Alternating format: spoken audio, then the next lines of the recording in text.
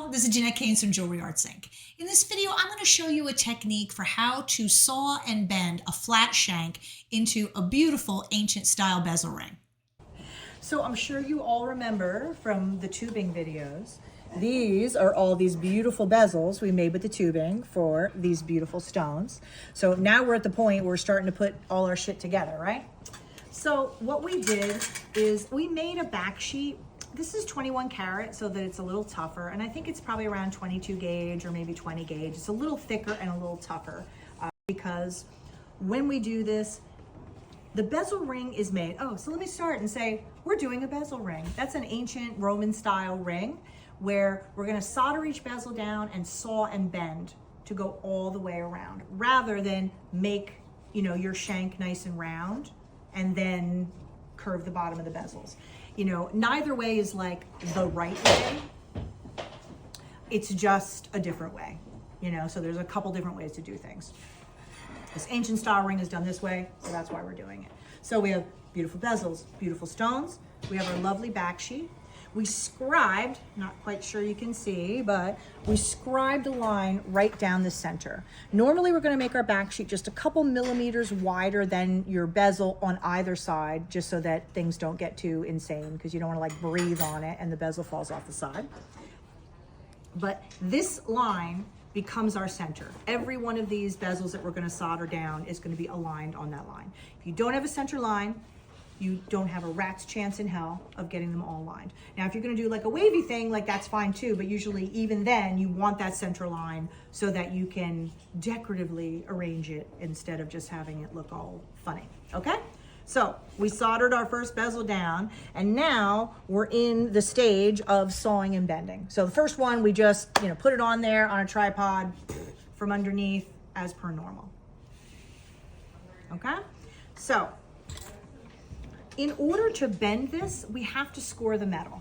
Now, and I'll tell you in advance, everyone is always worried they're gonna saw all the way through, and that never happens.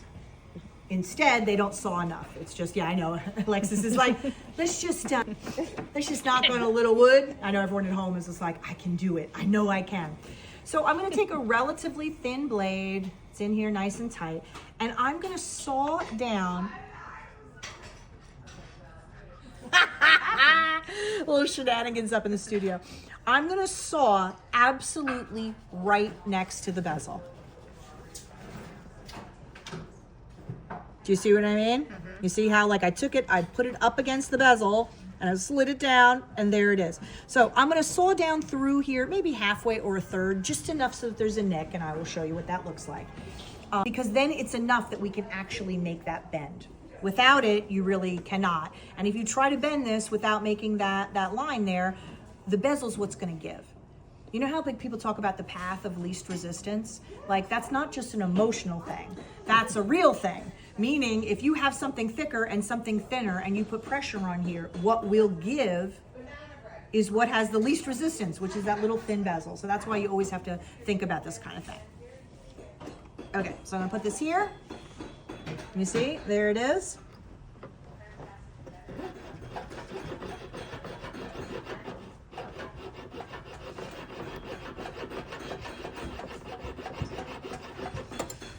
Okay. I'm gonna pause and let Alexis do a little close up, but you'll see there's a little nick there. We're probably gonna do a hair more. I have allergies today, so I'm gonna getting up frequently and along my nose, so that's fun.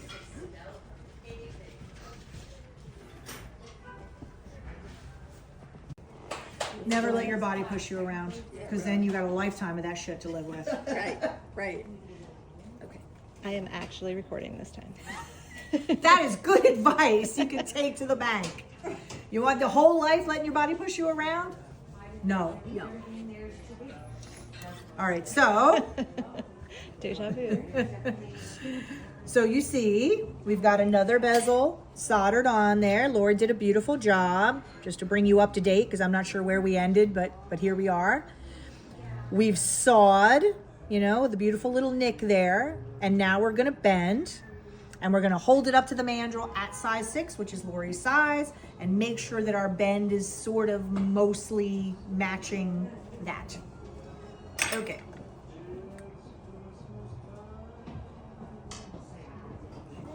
I'm gonna grab that.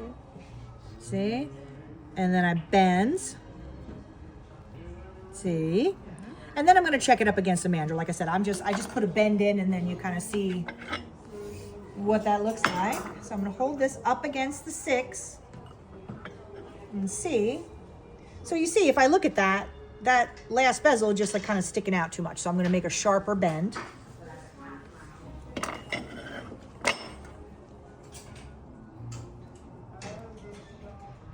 Because you will want to bend it on there. You cannot bend it on there. You have to bend it like this.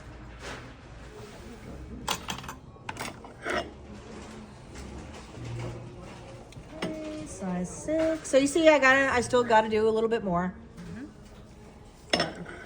Better to do it in a couple rounds. I mean, the other breakfast stuff, because I already have half the bowl. And sometimes I will put something. Yeah, yeah, well, that's not much stuff. Okay, yes, but it is.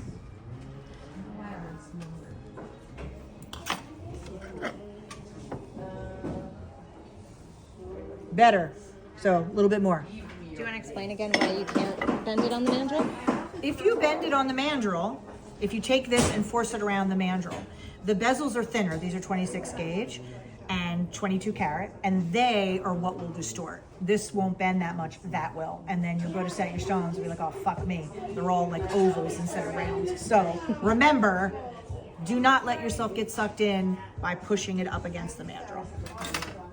It's tempting as It will be tempting.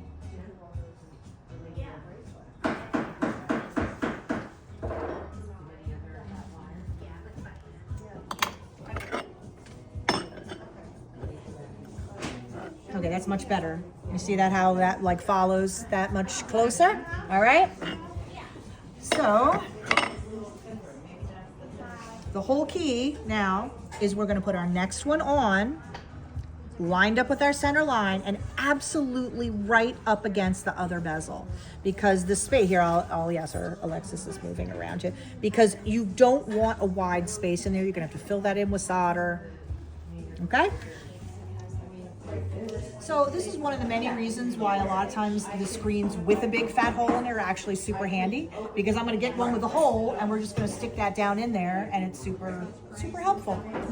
I'll be right back. Oh, so yes, well, that's what the hole is. yeah, everyone's going, so that's what the hole is for. When we get like almost all the way to the end, we'll start doing this with a third arm holding it. But at these early stages, it's really just easy to put it right on here. The screens always make holes anyway, so I usually just stick it right in there and take advantage of that. But so Laura's going to put this in here, make sure it's lined up nice and straight on our line, paste bucks, balls of solder, heat from underneath, and there you go.